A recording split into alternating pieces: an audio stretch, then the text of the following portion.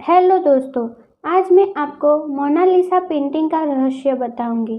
500 साल पहले इटली के एक जीनियस लियोनार्डो दा विंची ने एक ऐसी पेंटिंग बनाई थी जो कि आज भी एक मिस्ट्री बनी हुई है, मोनालिसा। आखिर ऐसे क्या राज छिपे हैं इस पेंटिंग में जो इसे पूरी दुनिया सबसे रहस्यमय और फेमस पेंटिंग बनाती है।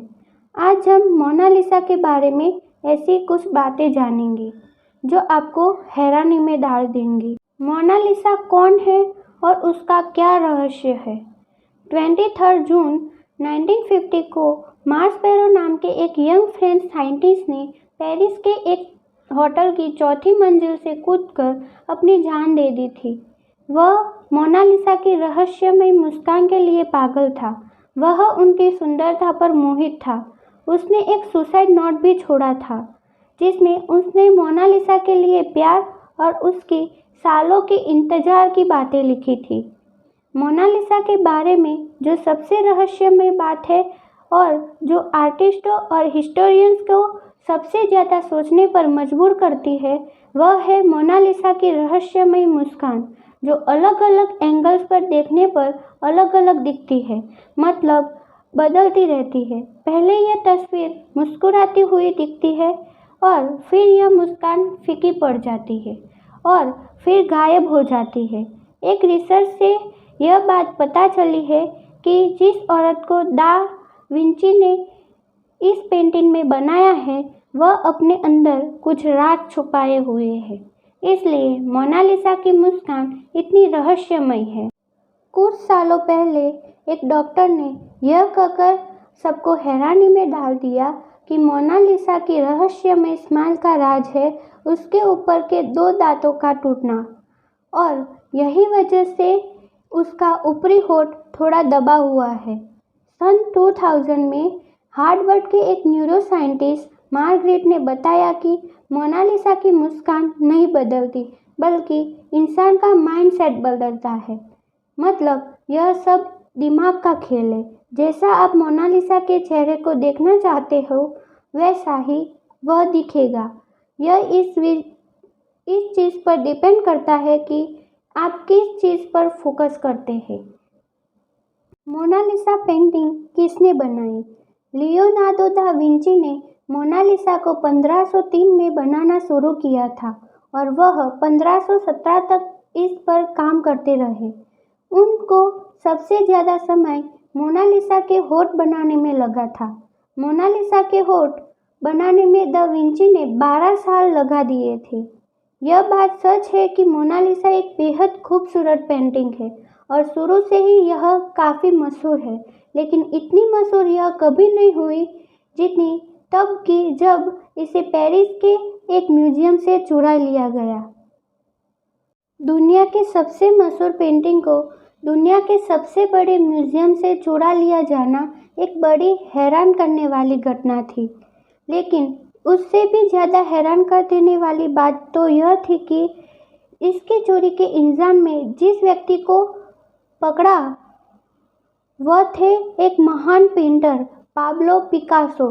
जी हाँ, शुरुआत में पाब्लो पिकासो पर यह चोरी करने का इल्ज़ाम लगा, लेकिन बाद में काफ़ी पूछताछ और इन्वेस्टिगेशन के बाद उनसे यह आरोप हटा लिया गया। वह इंसान कौन था जिसने मोनालिसा को चुराया था? 1911 में 21 अगस्त के दिन इसे चुराया गया था, लेकिन उस दिन इस चोरी के तरफ किसी ने भी ध्यान नहीं दिया और इसे अगले दिन नोटिस किया गया।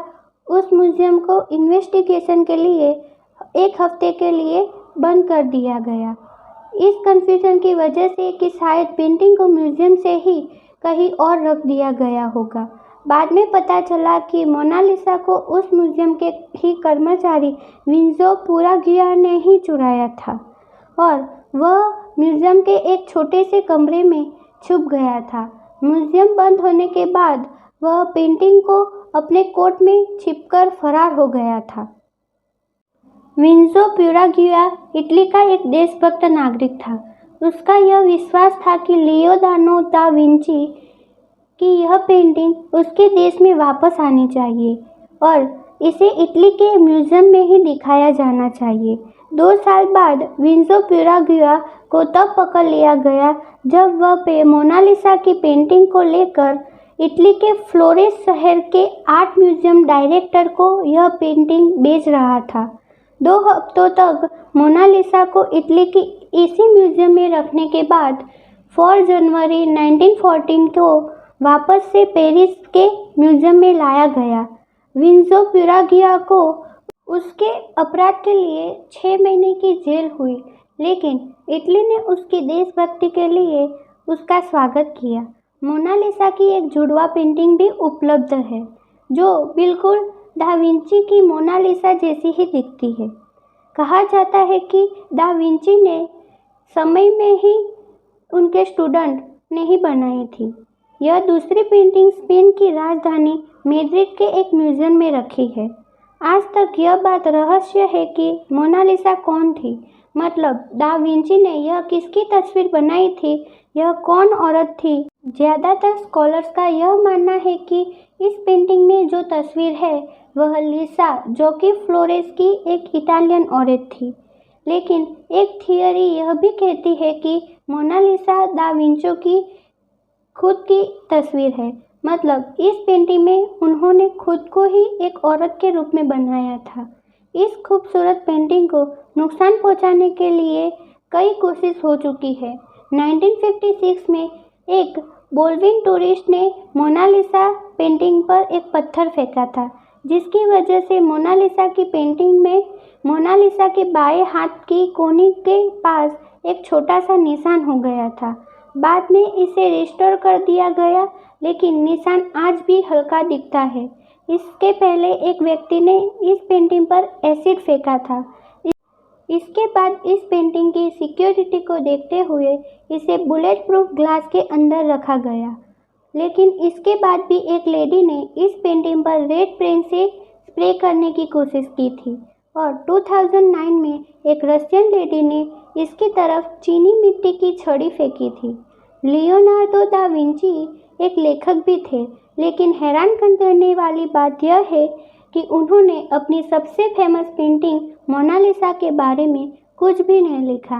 द्वितीय विश्व युद्ध के समय मोनालिसा पेंटिंग को 6 बार अपनी जगह से बदला गया ताकि यह पेंटिंग बेशकीमती पेंटिंग जर्मन नाजियों के हाथ में ही ना चली जाए।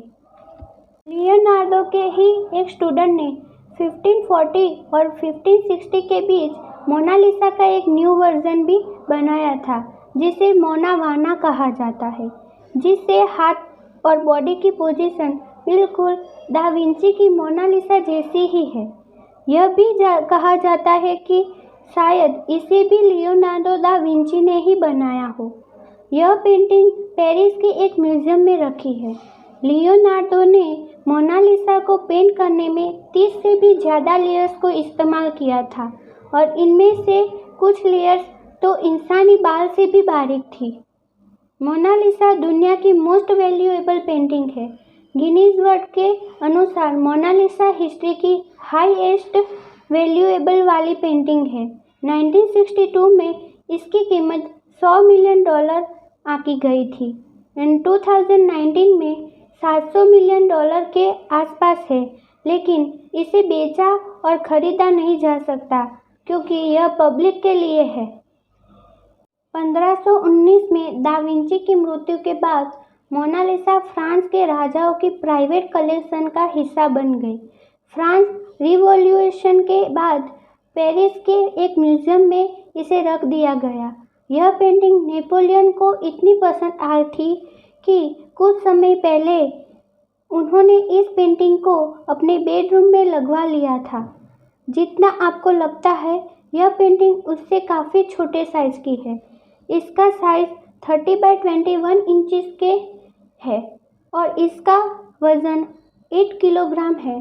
दा विंची ने इसे पेपर और कैनवस पर नहीं बनाया था, एक लकड़ी के पैनल पर ऑयल पेंट से बनाया था और इतनी खूबसूरती से बनाया था कि इस पर ब्रश के निशान देखना बेहद मुश्किल है। दा विंची के टाइम पे पेपर और कैनवस मौजूद थे, लेकिन उस वक्त के पेंटर यह सोचते थे कि छोटे पेंटिंग के लिए लकड़ी का इस्तेमाल ही बेहतर होगा। जब आप इस पेंटिंग को देखते हो तो आप पाओगे कि मोनालिसा की आईब्रो और आईलैश नहीं दिखते। अब सवाल उठता है कि लियोनार्डो दा विंची ने मोनालिसा की आईब्रोज और आईलैश क्यों नहीं बनाई। 2017 में एक फ्रेंच इन्वेंटर ने यह पता लगाया कि दा विंची ने मोनालिसा की आईब्रो और आईलैश बनाई थी। उन्होंने बताया कि यह समय के साथ धीरे धीरे गायब हो गए, शायद ओवर क्लीनिंग की वजह से। मोनालिसा फैन दुनिया भर में पेंटिंग पर बहुत सी कविताएं भी लिखी जा चुकी है, गाने लिखे जा चुके हैं। जब से इसे पेरिस के म्यूजियम में रखा गया है, तब से इसे वहाँ लव लेटर्स मिलते हैं, चाहने वालों की तरफ से फ्लावर्स मिलते हैं। मोनालिसा को इंग्लिश में मोनालिसा लिखा जाता है। इटली में इसका मतलब होता है माय लेडी। अगर आप पेरिस के लार्वा म्यूजियम में जाने के बाद जहां मोनालिसा रखी है, उसके बिल्कुल अपोजिट साइड में आपको एक पेंटिंग मिलेगी जो कि मोनालिसा से कई गुनी बड़ी है। इसका नाम है द वेडिंग फास्ट एट कैना। इसके इटली के ही एक पेंटर पालो वेंसो ने बनाया था। दोस्तों, यह पेंटिंग इतनी खूबसूरत है कि इसकी तारीफ के लिए शब्द कम पड़ जाएंगे, लेकिन क्योंकि यह पेंटिंग इतनी फेमस नहीं है, इसलिए लोग इसे देखने में ज़्यादा इंटरेस्ट नहीं है। यही वजह है कि मोनालिसा के सामने तो बहुत बड़ी नज़र आएगी, लेकिन इसे देखने के लिए बहुत कम लोग खड़े होंगे। अगर आपको आज की ये वीडियो अच्छी लगी तो आप इसे लाइक, शेयर और सब्सक्राइब करना ना भूलें। धन्यवाद।